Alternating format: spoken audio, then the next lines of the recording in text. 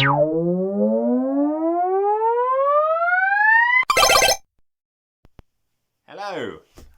We're finally here. We're finally at my video of my top 10 games of all time. And welcome to the literal first iteration I've ever been able to do of a top 10 games of all time. Because I just flat out have not been able to for about 15, 16 years. Just honestly haven't. It's such a tricky thing to do. It's such a tricky thing to do. How do you pick, when you've got so many, how do you pick the games that you love the most? Now, I've always been able to knuckle down the top 5. The top 10, it's always the back 5 I've always had a bit of trouble with, so those ones aren't going to be in any particular order. Okay, that's a bit of a lie. There'll be a bit of an order. But they're going to be the ones most subject to change. I just have never been able to knuckle it down. Also, to preface this, you're not going to see stuff like Skyrim or Final Fantasy VII or Final Fantasy XIV or any Final Fantasy. There is no Final Fantasy on here. The typical kind of stuff you'd see on everybody else's games lists, you're not going to see that here. You're just not. Because I don't prescribe to, air quotes, what's popular. I like playing what I like playing. Now, some stuff happens to be popular, other stuff happens to be crap. Nobody plays it. But, you know what, that's fine. We've all got our own tastes. This is just my opinion. This is not me sitting down and going, these are the best games of all time, and we're playing them. Because it's not. Instead, it's just me going, I like this game because it's not shit. Great. Fantastic. So, I guess we'll start at number 10. And we're going to go with the single PC game on this list. Because, I don't know if you saw my console RTS video last week. Not a PC gamer at all. Want to get back into it. Strictly by finding some old PCs for my giant ass boxed PC game collection. But, beyond that, no. This one, however, is strictly here because A, it's extremely well designed, all things considered, and B, out and out nostalgia. We had a PC back in the late 90s. It had dial-up. It was the slowest thing known to man. But one of the games we had on there was Dungeon Keeper 2. I fucking love Dungeon Keeper 2. I love the ridiculousness. I love the fact that I was 7 when I played a game with a bondage woman on the front of it and a demon called Horny. I love its extreme tongue-in-cheek nature. I love designing dungeons and maps and just getting even the skirmish mode's a lot of fun. I played a fair amount of the campaign last time I had this installed. I had the GOG version.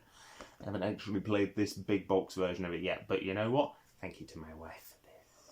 Big fan. Honestly, it kind of kills me inside. We never got Dungeon Keeper 3. We kind of did, in the form of War for the Overworld, which I believe was the original concept and the original name of Dungeon Keeper 3. But Bullfrog went under, which sucks. We never got the console ports that were kind of promised for Dungeon Keeper 1. Like, that was going to be on PlayStation 1 and Saturn. Obviously, the Saturn one would have been terrible, but the PlayStation 1 had a mouse. And if Theme Hospital can work on it, why couldn't Dungeon Keeper? And whilst it wouldn't have been 2, it certainly would have been freaking solid. But, yeah, you know what? It's on GOG. It's cheap as balls. I think EA have taken down that absolutely god-awful mobile game. Go play this. Go play it. It's good. Play Dungeon Keeper. Good game. Very nice. Yeah, that's number 9. You know, I like that game. It's solid. Moving on. Prey 2006. This game's amazing. Like, I've owned it on and off over the years, and I never really sat down to play it until COVID hit. Second COVID hit, I was like, you know what? I've got several hundred Xbox 360 games. Oh, that's slimmed down quite a lot now. I've got rid of the tat. But this was in there. And I went, you know what? I'm going to see how many first-person shooters I can finish. And of them, I discovered 2 brand new favourites, one of which edged out Wolfenstein 2009, and that was Prey. Story's great. The gameplay is amazing. The choice of music at the beginning, holy crap. You're in a bar owned by your girlfriend, Jenny. Jenny? Yeah, Jenny. Is her name Jenny? Yeah, I don't care. Jenny. And you beat up these redneck gits who are being racist douchebags. And then you get reports of alien invasions, mysterious lights in the sky, and then the bar starts being ripped apart by a massive ass tractor beam. Aliens start spawning in through portals, and it starts playing on the jukebox, Don't Fear the Reaper. One of the single best ways to open up any game ever. And it guts me inside that we never got 2. 2 was so close to completion. I really hope that gets leaked from Bethesda over the next few years. And you know what? I've played Prey 2017. It is inferior in every single way. Story is terrible. Characters are terrible. Gameplay is just honestly atrocious. Its load times, in particular, I played that game on the PS5 the other day for the first time in a very long time, and it's so fucking slow to load. It made it bloody impossible to play the first time, and it made it bloody impossible to play the second time. That game's gone. This game remains, and I bloody hope somebody leaks 2 over the next few years so that we can just fucking play real Prey again. You can't even buy this on Steam anymore. Luckily, it's like 2 or 3 quid. Or 2 or 3 bucks, or whatever you want to call it. It's a pity Human Head Development went under. But, yeah, we got one hell of a game out of it. One absolute mind-bender of a game. If anyone has that collector's edition, tell me. I want it, and I will buy it off you. I will 100% buy it off you. Leave a comment. Moving on now. This game and I have had... Well, this series and I have had a bit of a love-hate relationship, especially over the last few... over the last 10 years. Over the last 10 years, I've fallen in and out of love with Halo multiple times. And it's a shame, because this game used to be my number 2. My second favourite game of all time. It used to be my absolute favourite before number 1 came along, and number 1 hasn't been knocked off in 14 years. I don't think being knocked off again. But that's Halo 2. I've only just put it back on my top 10 list, and it's currently sitting at number 8. It may come down, it may get higher, we'll see, but mostly it was the multiplayer and the last time I played this with my wife and our friend. And my wife hates this game because I'm very good at it. It's one of those very few games I'm actually very good at. And we were playing the multiplayer map, the one with the big scarab in all the back corners, and we had shotguns on. And I shot her in the face with a shotgun, as you do in a game. And then I come around the corner, she's just respawned and I shot her again. And you know what? It was just... It reminded me why I love Halo so much. That and her reaction. It was so fucking funny. Oh, God. Honestly. Seriously, though. Halo 2 really invigorated me for games. It was my real first game. I played Halo 1. I thought Halo 1 was great, but I got... My flat-out first console that was just mine was the original Xbox. And I'm a huge original Xbox stan. Absolutely fucking love that console. It's amazing. It's so good. And Halo 2 was kind of the game. That's the one I played the absolute ever-loving bollocks out of. Played the hell out of it. It got me into gaming. It got me into Halo. It got me into collecting things. The second I heard that the 360... Like Halo 3 wasn't going to launch on the original Xbox, I went, need 360. Need one of those. Gonna get one? Yes, I did. And you know what? I don't like it as much as 2, but I still really like Halo 3. Unfortunately, my love of Halo kind of died round about You know what? It was 2 years ago. Because I've been holding out a lot of hope.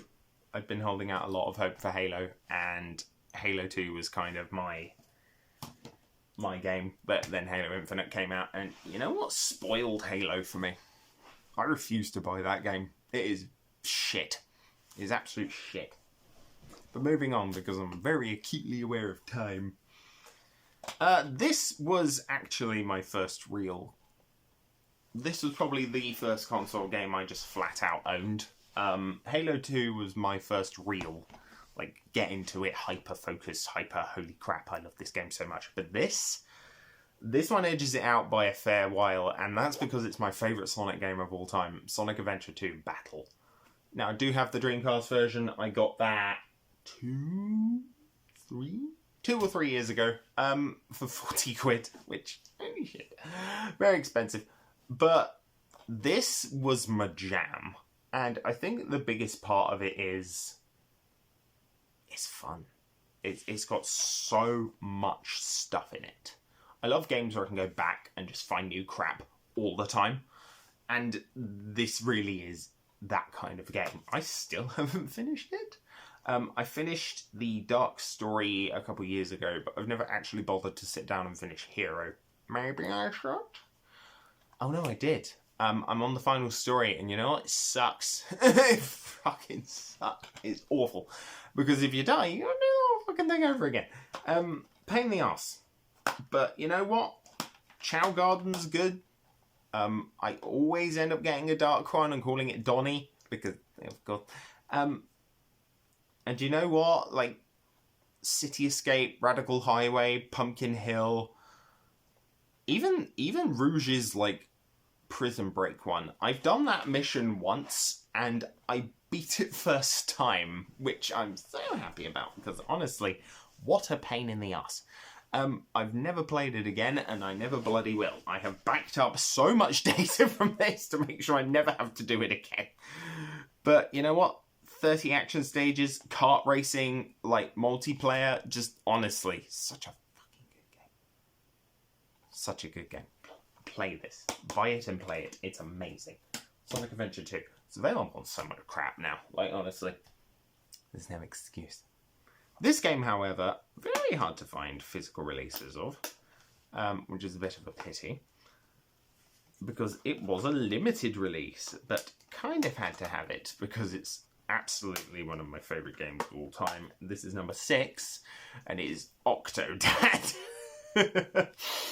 So I wore the tie that came with this, which is here. Come here. Don't fall off. The tie that came with this, I wore to my cousin. And I know he won't be watching this video, but I don't think he'll really care. Yeah, such a good game. Hilarious in 1,000 different ways. About the only part of Octodad I can't fucking stand is the Garden of Kelp mission, because it's shit. And whilst the PS Vita version isn't the best way to get this, isn't the best way to play this game, that's either the PS4 or, yeah, no, it'd be the PS4 if you're buying it physically. That came with the tie, so screw it. Of course I had to get the version with the tie. I love that game. I unironically love that game. It is gorgeous. It is insane, and it's stupid, and it's just honestly so funny. And I've got walking down to a T. Sort of. Maybe 80% of the time I'm walking fine. One tiny thing goes wrong though. All over. Game over. That's it, man. We're out. Not good. Oh, honestly. Octodad's so much fun. Go play it. It's cheap as balls, and it's just... Honestly, it's beautiful in its ridiculousness. Right, we're in the top 10. Now, I will preface this with 3 of these have not moved in about a decade. Yeah, my top 5 of my top 10. This one, though, is probably the single newest addition to that top 5. It knocked out Journey from the Oh, no, it didn't. No, Journey was in my original top 5. Then that was knocked out by Fire Emblem Three Houses. That was then knocked out by Triangle Strategy. this game is a weird one for me because I don't typically buy Square Enix stuff. I don't. I've played Final Fantasy 13. It was terrible. I haven't played any of theirs. I don't particularly want to. About the only Final Fantasy series of theirs I've ever gotten into was Crystal Chronicles, and that game is really, really good. And I'm 100% going to do a maybe a retrospective on that, actually. That'd be kind of fun. I feel that'd be a much bigger video project, though. But we'll see. It'll be fun. It'll be good. This, though, Triangle Strategy is a game I took a gamble on. Because I played the demo. And I didn't like it. I kind of liked it. But I kind of didn't like it. What I didn't like about it was how it kind of just drops you bang slap into a point in the story where you've got no context, no idea what's going on, and you're just kind of fighting on a bridge. And whilst the combat is really fucking good, the story takes precedence here. It's a huge geopolitical conflict between 3 different nations, and there's a lot of back and forth, and it's one of the rare games where choices, to me, feel like they actually had some impact, and I think that's because I went into this game completely and utterly blind. Most games I don't. Most games I'll watch a review, or I'll see some kind of spoiler, just so I know I'm not wasting my time. Because I've got a lot of games. I've got a lot of things to get through. My backlog is ad infinitum. It's ridiculous. Triangle Strategy, on the other hand, I took a gamble on. I went, you know what? I'm unsure, but I'm going to buy it. I did. It's my 5th favourite game of all time. They recently added in this really wonderful wedding bit. This little epilogue that you can kind of tell the actors have come back to it after a couple of years because some of them aren't doing it. Their performances aren't as consistent. And they clearly couldn't get everybody, which is a shame. I would have liked to have seen Giovanna, or not Svarog, he's in it. Groma. I would like to have seen Groma in it, but unfortunately no. However, go play this. It guts me every single day that I didn't get the collector's edition of this game, to the point where I'm probably going to track it down anyway, even if my wife gives me e-bombs while doing so, because it's like 80 quid. A lot of money. But it's a game I absolutely adore. I've even got the pins for it, which are really, really good. They're very, very cool. Those were Nintendo, my Nintendo exclusives. I've got them up on the shelf there. They're very cool. Big fan. Huge fan of those. Moving on. This is a game I'd wanted a physical release of for like 6 or 7 years. And yeah, 6 or 7 years. And you know what? I kind of wish it had gotten a physical release sooner, but it didn't, unfortunately. It only got one in 2018, and then I had to wait like a year until it arrived. Because thank you, Limited Run. Thank you for Dust and Elysian Tale. I fucking love this game. It's one of the very few games where I've actually been emotionally invested in the characters. The only other ones that really come to mind are, weirdly enough, Gears of War 2, where Dom has to shoot his wife. That kind of got me. And this game did as well. There's a section where you're racing to save this father and of this toad boy you've met, because they're all furries, and or scalies, whatever they're called now, if they're different animals. But you don't make it in time.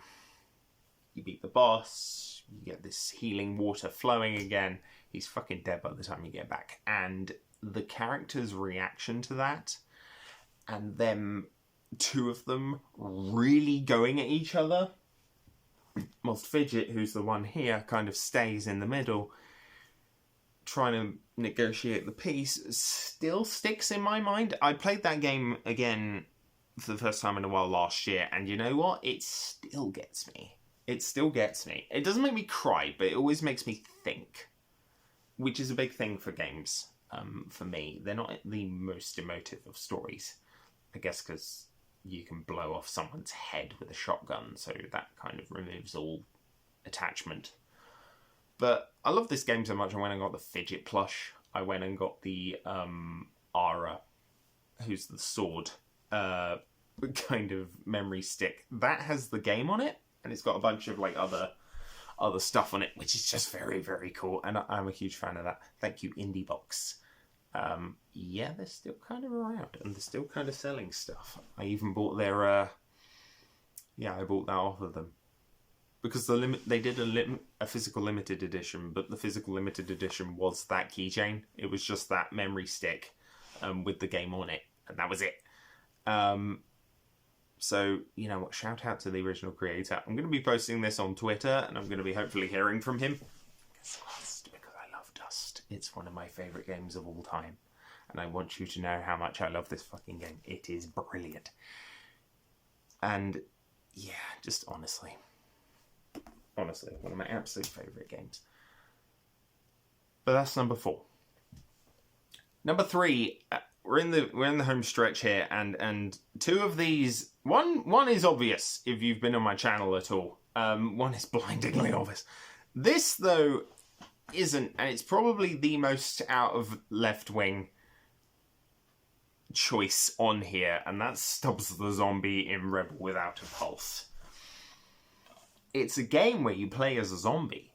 Now, the Xbox version used to be very expensive. I spent years tracking this thing down when I was a teenager, and I finally found it at a game in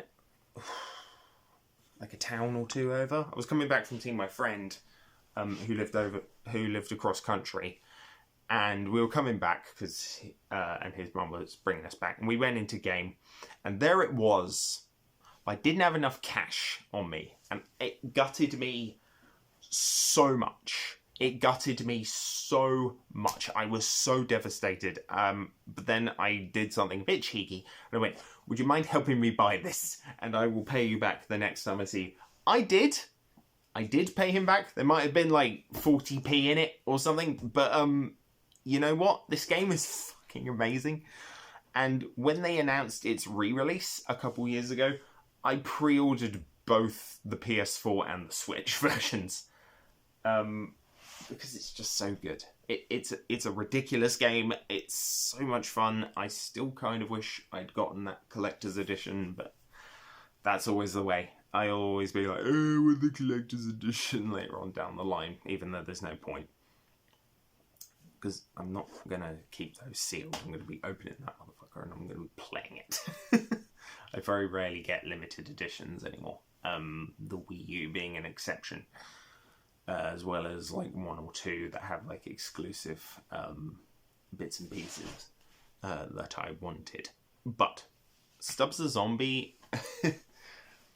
Okay, I'm going to freely admit something here. There is a dance minigame in here that I cannot do. I have no rhythm whatsoever. I have no ability to do rhythm games. I'm fucking terrible at it. Guitar Hero eludes me. God, I've never been able to do it. Never been able to do it. So every single time I'm doing a playthrough of Stubbs the Zombie, I'll get to the dance section, I'll hand the controller to my wife and she'll do it instantly, and I still don't know how she does it. It's like magic. It's black magic. She's a witch. My wife is a witch. She's not a witch. I love her very much. But she does magic and I don't know how she does it. But, yeah. And she's horrified that I've said that. It's going to be on the internet. Anyway. Stubbs the Zombie. Like, it's on most consoles now. It's on PS1. It's on PS1. It's on PS4. It's on Xbox One. It's on Switch. Get the bloody thing. Play it. It's stupid. And maybe we'll finally get that sequel that I've been waiting over 15 years for. Long ass time. But anyway, moving on. Number 2. Now, I will freely admit I'm 100% cheating here. I'm 100% cheating here because my second favourite game of all time is a compilation of 3. And that's the Mass Effect trilogy. Specifically Mass Effect Legendary Edition. This has absolutely everything on it. It has everything. Outside of one DLC, which they tried to get the source code for. It was corrupted and it sucked and no one cares. They got the major one for the first one though, which was Bring Down the Sky. And you know what? They tried to fix number 1's gameplay. It doesn't work because that game is so hard to play through. But the trilogy gets better. 2 is amazing. 2 is so good. You get all of these really compelling, really in-depth, really fun characters. The overall story of 2 is not very good, but because it's very straightforward. It's find the collectors, then blow their ship up, and that's it. Boring as balls. But Bethesda. BioWare's strength has always been its character writing. It's always been their character writing. Not so much the overarching plot, but the character writing, 10,000%. So good. Which is why I'm a little bit tentative about the new Mass Effect, because they've just fired the lead writer of BioWare and Dragon Age, which, great. I'm not holding my breath. Now, don't get me wrong, Andromeda was fine, but it wasn't really what a lot of people wanted. They want to go back to the Milky Way so that we can finally continue Shepard's story and have all of these really fucking cool characters back. Garrus, Tali, Liara, Miranda, Jack, Zaid, Rex, Grunt, Mordin, Thane, Samara, Morinth if you're into crazy psychopath bitches. And just, you know, such a fucking good game. Such a fucking good series. And you know what? Easily knocked off Halo 2. Like, just came in with a big old bat and smacked it out of the bloody park. And you know what? I don't hate it. I don't hate that. I don't hate that it knocked off a game I'd had since I was like, I don't know, 12, 13. I don't care. I'm so glad it did, because Mass Effect is amazing and we need more of it. So, here's hoping EA don't fuck up. Here's hoping BioWare don't fuck up, because their prestige has gone down the toilet. The final game. The last game on this list, and as I said before, if you know this channel at all, you'll know it's Brutal Legend. Of course it's Brutal Legend. Go watch my Brutal Legend video. It's the first video on the playlist on my channel. It's the literal first video. It's a whole video gushing about this fucking game. It's brilliant music. It's brilliant characters. It's the stupid as balls story. It's absolutely batshit insane open world. It's bloody fucking good multiplayer. And you know what? The fact that it's a fucking RTS game. It's an RTS game set in a heavy metal world by the same guy who made Psychonauts. If that sounds awesome, go play it. Tim Curry's in it. Ozzy Osbourne is in it. So many people are in it. Jack Black as well. Mr. Riggs.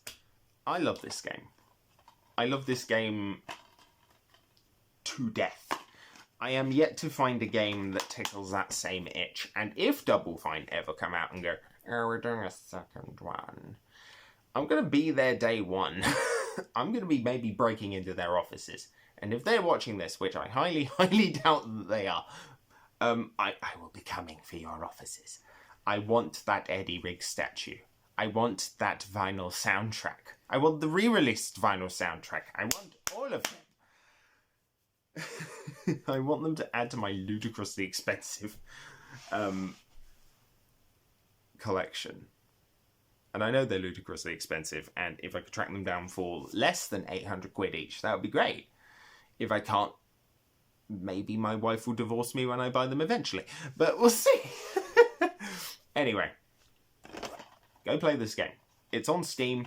It's on Xbox 360. It's on PS3. It's cheap as balls. It's cheap. It's super cheap. Go play it. It's just so fucking good, honestly. And keep that multiplayer going, because we need more of it. We need more Brutal Legend. And you know what? I hope we get it. Anyway, guys, just a final one. My wife handed me these. These are the pins I was talking about for Triangle Strategy.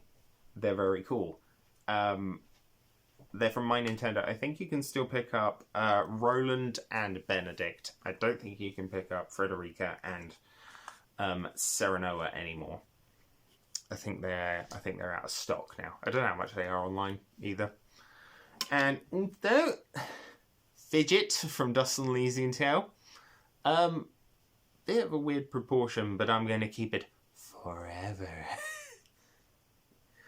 Because, of course, I am. And then finally, just a very wobbly little memory stick with Dust and Elysian Tale on it. And that is the Blade of Ara that he wields in the game. And you know what? Go play all these games. If you haven't, then what are you doing? None of these are expensive. None of these are expensive, digitally or physically, apart from maybe like Octodad and Dust and Elysian Tale. But track them down, play them, and let me know what you think. I'd love to hear your comments. Anyway, thanks guys. That's my top 10 list. This will be eternally subject to change, as we all know, but that's this first iteration. So that's me signing off.